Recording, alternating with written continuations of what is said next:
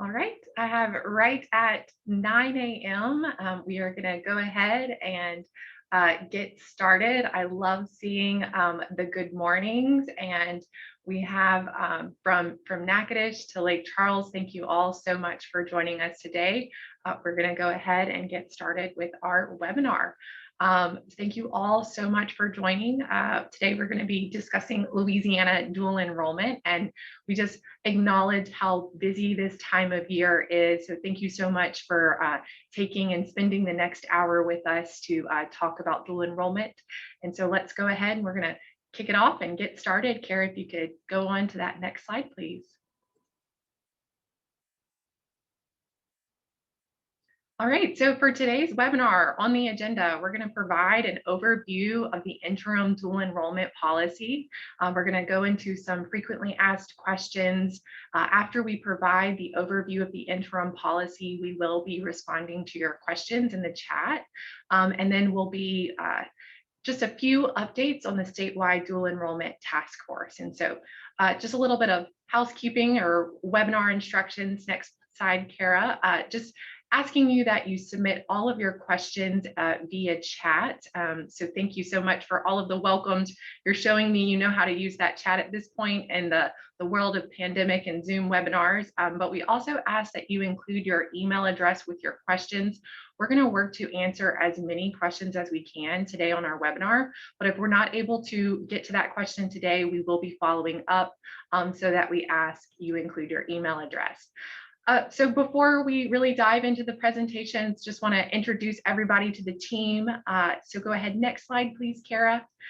My name is Malin Baker, and I'm gonna, for the sake of time, I would love to let all of our team introduce ourselves, but I'm gonna ask them to do just a classic Zoom wave so we can keep us moving along in our hour. But to start, my name is Malin Baker, and I serve as Assistant Commissioner at the Board of Regents, the board over public post-secondary institutions in Louisiana. And I have some awesome team members joining us today from our Unit of Academic Affairs and Innovation. I have joining with us Dr. Lupe LaMadrid, our Senior Policy Analyst. I have Allison McNair, our Associate Commissioner, Dr. Susanna Craig, our Deputy Commissioner, as well as Carol Landry, our Executive Assistant and Program Manager. So grateful for this team who's helping with this webinar today. And then a critical partner and collaborator in this work, we do it side by side together with the Department of Education. Joining us from the department is Meredith McGovern, Executive Director of Pathway Initiatives and Readiness Support in the Office of Career and College Readiness. And then we also have joining us Adam Lowe, a founder and director from Saffron Ventures Consulting. He has been supporting the work with us for the dual enrollment task force. And today at the end of the webinar, we'll provide a few updates on the work of that task force. So going ahead to the next slide, let's jump right on in, keep us moving along. We're going to, before we kind of have a refresher on the interim dual enrollment policy, I wanted to let you know that the interim dual enrollment policy, which was in response to the COVID-19 pandemic and cancellation of standardized tests in the spring of 2020, has been approved by the Board of Regents to be extended for usage of the academic years 2021 to 2022, as well as 2022 to 2023. And so Regent staff conducted a thorough analysis of pre-pandemic dual enrollment policy, and the extension of the interim policy will allow for additional research and analysis before coming forward with a more permanent policy and after academic year 2022-2023. And so at this time, I'm going to transition to Dr. Lupe LaMadrid to provide a refresher on this interim policy, which again is in effect for until academic year 2022 to 2023. So Dr. LaMadrid, I'll pass it over to you. Thank you so much, Ms. Baker. I'm so grateful to be here this morning.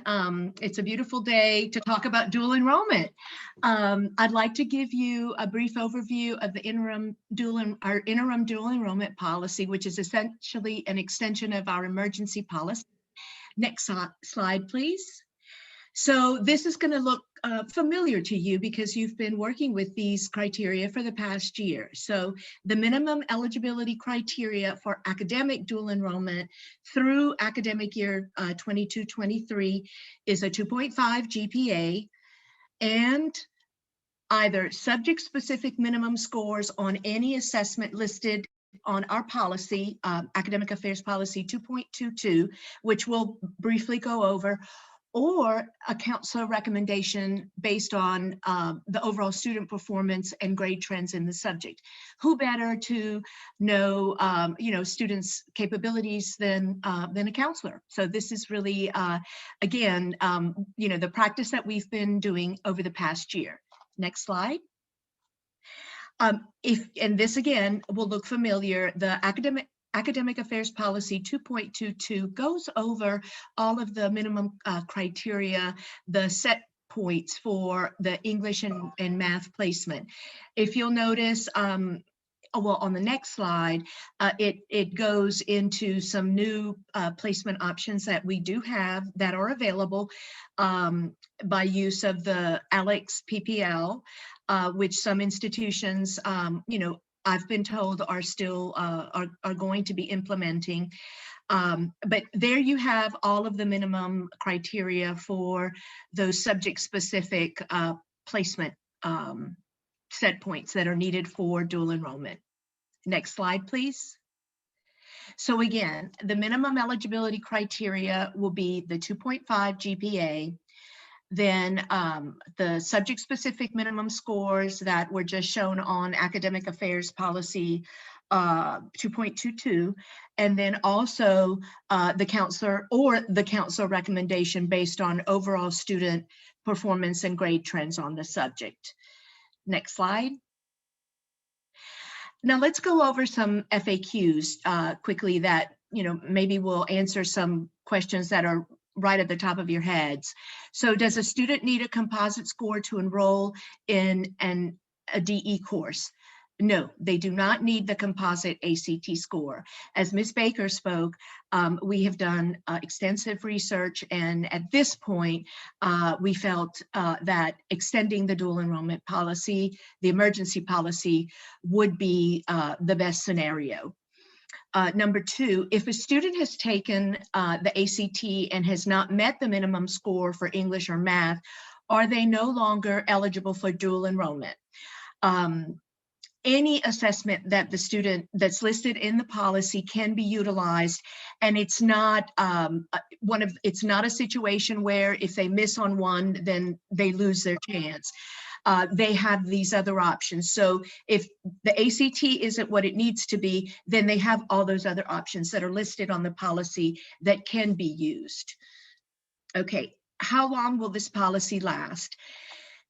There was a lot of discussion amongst our staff, and we decided that this policy will be in effect for 2 more years. And so what we would like to do is, take research, take the outcomes that are coming out of this situation with the pandemic. We understand that, these were not the usual times for students, nor teachers, nor anyone. And so extending the policy is a way of trying to get additional information and, hopefully helping out faculty and students in following the policy. Okay, next slide, please. Okay, finally, and this is for our post-secondary friends on the call.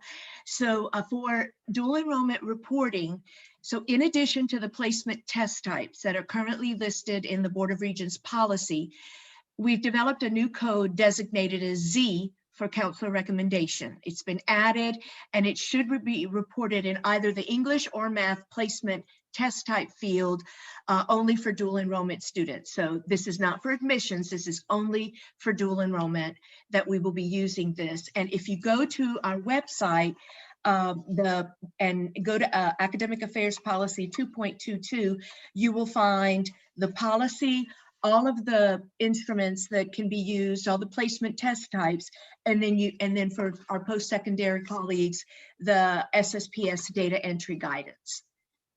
Next slide, please. Okay, we'll take a brief moment to talk over any questions that you might have. Yes, and please feel free to drop those questions in the chat, including your email address if you have a question. Meredith, I apologize, I haven't been monitoring, so I'll pass it to you if you saw any questions that we can respond to at this time. Thanks, Malin. We actually have two questions. The first one is easy to answer. Will we be able to get a copy of the slides? This will be posted on Louisiana Believes dual enrollment page, which is found under graduation pathways. So if you will go to that page and look under hot topics, we will be sure to post this. Give us about 24 hours to get it up there, but that will be available. I'm sure Board of Regents will house this somewhere on their site as well. As far as policy related questions, the only one we have received is the GPA weighted or unweighted? That is up to the post-secondary institution. So usually the best way is just the GPA as reported on the high school transcript or on on the STS. Yes. Okay. I do have a clarifying question. Yes. These are minimum standards, correct? So universities can set policies above this. Is that Yes, that is correct. Yes. So for example, we have our minimum criteria that are set. However, for example, if there's a biology course that requires an additional measure or a certain grade, then that is under the prerogative of the post-secondary institution. Okay, great. So while this is our minimum requirements, you should definitely reach out to your post-secondary to confirm what theirs are. Definitely, yes. Additionally, also for prerequisites, because some courses might have prerequisites. Is there a process to obtain approval to use an alternative placement method in place of the dual enrollment options? If they're going to use the counselor recommendation, do they have to apply for that or something? Or is it just automatically, it's available? Not at all. It's automatically done. So for example, if you have a student for dual enrollment, then when you submit your materials for that student for the admission to dual enrollment, you will indicate, for example, you'll have the student's transcript, and then you'll have either a test score for the placement type, or you'll include a counselor recommendation. The other question I have, I'm so glad we're doing this with you and that we have our secondary institutes or secondary campuses on this, because they do have some clarifying questions since they're unfamiliar with Board of Regents. Who does this policy apply to? All public and private universities, or just public universities? I think that is a great question. That's a great question. Our counselors have. Yes, this policy applies to all public post-secondary institutions. So if all the privates have their own admission criteria for dual enrollment. Okay, that's great. So I'm trying to see what else we have in here. Are there any conditions to the counselor recommendation? Is there anything that counselors should be looking for? What type of student, or perhaps a grade? What is our thoughts on that? Thank you, Meredith. That's a great question. So for the council recommendation, I think that there's no, as I said previously, there's no one better equipped to answer questions or to recommend a student on their capabilities than a counselor. So for example, the things that I would look for are things like grade trends, the maturity of the student in their, at their level, their study habits, their test habits, things like that, where you can talk about whether or not you believe the student would be successful in the course. All right, thanks for that. I think we have for questions. Let me see. I think we've covered all of them. And if they continue to kind of trickle in, we'll pause again after our dual enrollment task force update. So thank you. I see a couple more trickling in. Feel free to. We'll pause after we do a few dual enrollment task force updates, and be sure to include your email address if we are not able to follow up right in the moment. So Malin, a really good one did just come in. I'm going to go ahead and go ask for it. I think it is something that many are probably asking. If they have taken the ACT and not met the minimum composite score, can they still use another method to gain admittance into dual enrollment policy? Yes, yes, absolutely. So the composite was taken out of the equation for dual enrollment eligibility. But if even with that same lower composite, if they're meeting on the English or the math, they certainly can use that. But we won't be looking at that particular ACT composite. And yes, they can use any of the other placement measures if they prefer. Right. All right. We've had several clarifying questions about that. So thank you for that. I think that's all I see right now, Malin. If there's another one, we'll circle back at the end of our discussion about the task force. Yeah, and Perfect. I did just see one concerning requiring the composite 19. Did want to emphasize that the composite of 19 is not in effect with this interim policy. So the interim policy removed that composite 19. So just to clarify again, the composite 19, not a requirement of the interim policy. So you can keep sending in those questions, including your email address. We're going to now transition to provide a few updates on the statewide dual enrollment task force. So we'll be brief in this. We could definitely talk about this work for a while. So Kara, if you go to the next slide, we'll just kind of talk a little bit about the dual enrollment task force. So Act 128 of the 2019 legislative session created this dual enrollment task force. And this is a statewide task force comprised of representatives from secondary stakeholders, and that includes representative from the School Counselor Association, Principal Association, Superintendent Association, as well as representation from our post-secondary institutions and community organizations like Stand for Children and Council for a Better Louisiana. And so this task force was charged to make recommendations for the establishment of a statewide framework designed to provide universal access to dual enrollment for all eligible juniors and public high school juniors and seniors. And prior to the pandemic, this task force met at various regional sites across the state, really facilitating secondary and post-secondary partnerships. And since then, the task force has continued to meet now virtually, live streaming its meeting and continuing to build on this work. And just a few highlights of some of the work. In February 2020, the task force submitted its first report to the Louisiana State Legislature, where the task force outlined guiding principles which anchored the work of this group. And they recognized the challenges and opportunities present in Louisiana that needed to be addressed in order for Louisiana to reach its goal of expanding access to dual enrollment. And so you can find this report on our website, and I'll drop that into the chat momentarily. But if we go on to the next slide, I just wanted to let you know that this report included specific tasks assigned to the Board of Regents, Board of Elementary and Secondary Education, as well as the Department of Education to improve policy conditions and increase coordination with really the goal of accelerating success of expanding dual enrollment. And many of these recommendations from the February 2020 report have been accomplished. And a few of them we wanted to spotlight this morning. And this includes one initiative by LOUIS, the Louisiana Library Network. And to provide a brief update on this grant opportunity, Dr. Terry Galloway, Executive Director and Associate Commissioner for LOUIS, will share out. So with that, I'll transition to the next slide and transition to Dr. Galloway. Thanks so much, Malin. I'll be very brief today, but I'll leave you with some information that we can follow up on. Just for some context, LOUIS is a consortium of the academic libraries, and we provide technology, infrastructure, and collections to the academic libraries, as well as support a statewide affordable learning initiative.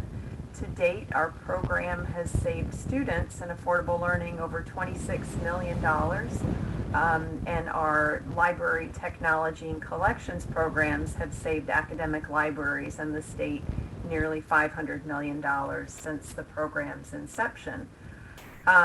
So as Malin indicated, we submitted a Department of Education grant and were awarded just about $2 million to eliminate textbook costs in 25 high enrollment general education courses. The courses that we selected were identified as high use within dual enrollment contexts, And for reference, there are over 250,000 enrollments annually in these courses statewide, and of those, over 20,000 are categorized as dual enrollment. So our research on textbook affordability and some national data shows that high-cost textbooks are quite problematic for dual enrollment in particular. A textbook that costs $100, for example, is just one more obstacle for participation in dual enrollment programs for both families, as well as an obstacle for school districts supporting that access. In the grant program, we have 150 faculty and librarians working on course design teams to develop these 25 redeployable, open, and shareable courses. And the courses include sections in English, history, biology, and chemistry, for example. These teams will be beginning their work this August, and the courses will begin to be open for use starting the following August. We'll be looking to engage with high school instructors credentialed to teach in these areas to serve as course reviewers starting next spring, and then plan to pilot those courses soon after that. So other things that you can look forward to are a summit in the spring of 2022 to support further adoption of these courses by college faculty, as well as the high school dual enrollment instructors and the Fast Forward programs. Finally, through the work of the task force on the development of this portal, as well as some legislation requiring our public campuses to identify sections with open and affordable textbooks, these courses will be much easier for the dual enrollment community to locate and prioritize in your dual enrollment conversations with students and families. I'm going to drop a few links in the chat here. If you're interested in keeping up to date on the progress of this grant, you can email lewislibraries@laregents.edu. We'll be offering a way to sign up for updates. You can also keep up with the progress or read more about this grant on our website. It's lewislibraries.org. And in the meantime, I'll encourage you to refer instructors and faculty to the Lewis OER Commons, and that's at lewis.oercommons.org, where high-cost textbook resources have been curated by academic libraries for over 250 college courses. I shouldn't say high-cost textbook replacements for high-cost textbooks. And let me go ahead and get these links in the chat for you.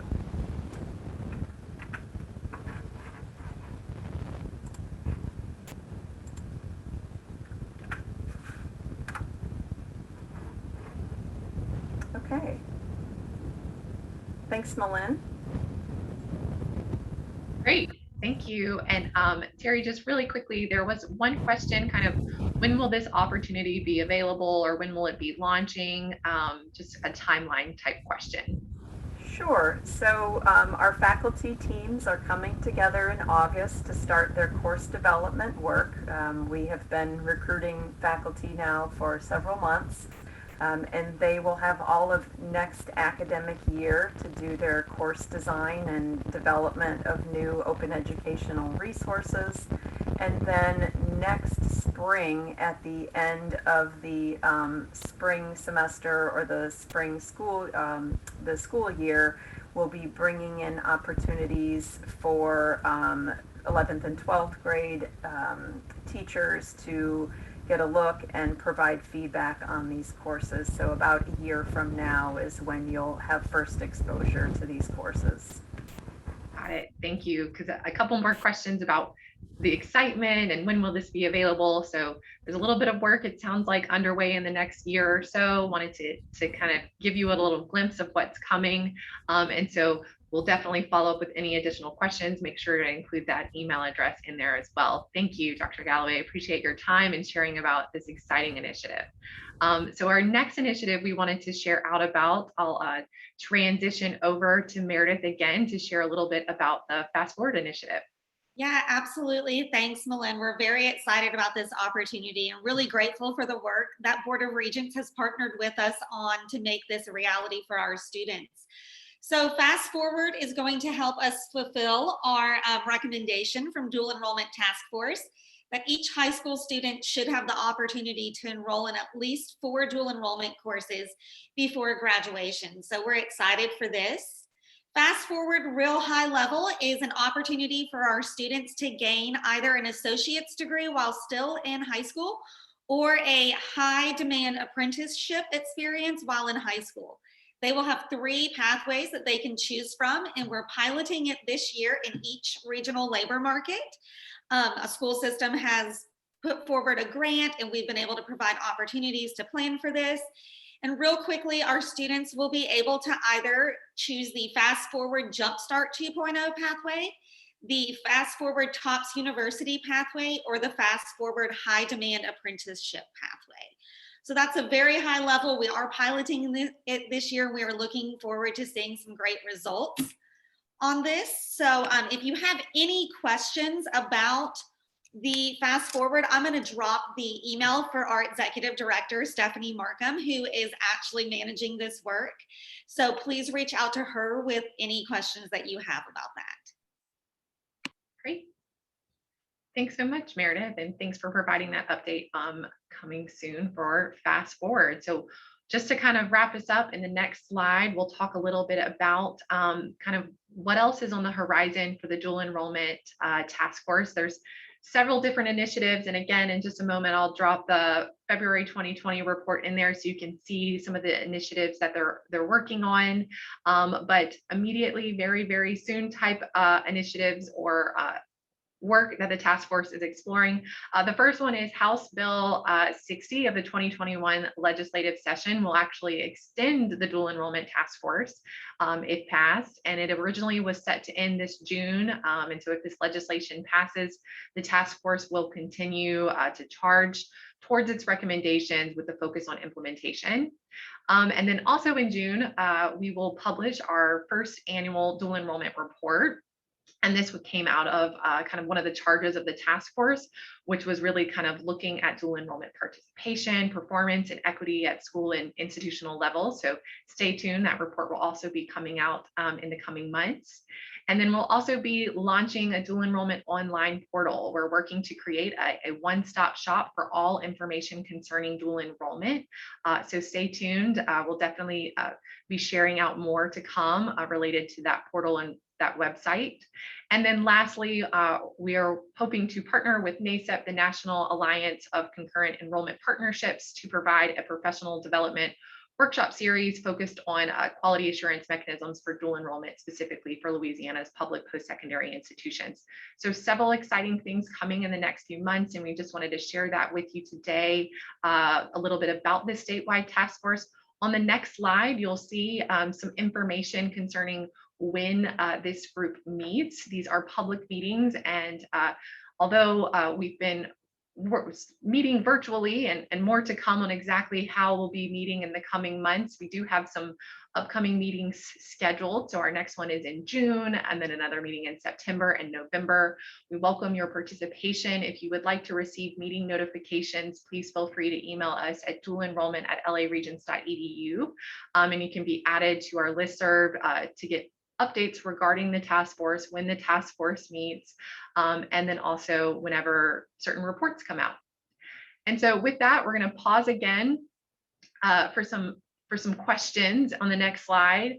And we've been looking at the chat to see a few questions coming in. And so one of them, let's see, Meredith, I don't know if you're still on, if you've got any that you want to. I did again see a few policy related questions, again, just clarifying concerning the composite. So if a student takes the ACT, is the composite required? No, the composite is not required. The student can use that ACT subscore for placement. And so Meredith, I don't know if you saw any additional questions in the chat that we can respond to now at this time. Not really. They're mainly policy related. I think you've covered everything that has been a question in the chat so far. So great job on that. Awesome. Well, we are flown through in 30 minutes. And so we are so grateful for your time. And we know this is such a busy time of year. And so we'll continue to follow up if we're going to go through the chat if there were any questions that we missed. And we were going to make sure that we follow up. But if between now and later today or in the coming weeks, if you have questions related to the policy, please feel free to email us at dualenrollment@laregents.edu, and that will go to the Regents staff team. And then if you have questions for our secondary partners that are more specific to our high schools and our secondary institutions, please feel free to reach out to Meredith. You can also reach out to us both at the same time if you're unsure of exactly who to go to, at meredith.mcgovern@la.gov. And so this recording will be made available on our website as well as the slide deck. And so thank you all so much for joining. We'll be following up with the recording availability as well as the slide deck. So thank you very much for joining us. I hope you have a great rest of your Thursday and a great rest of the school year.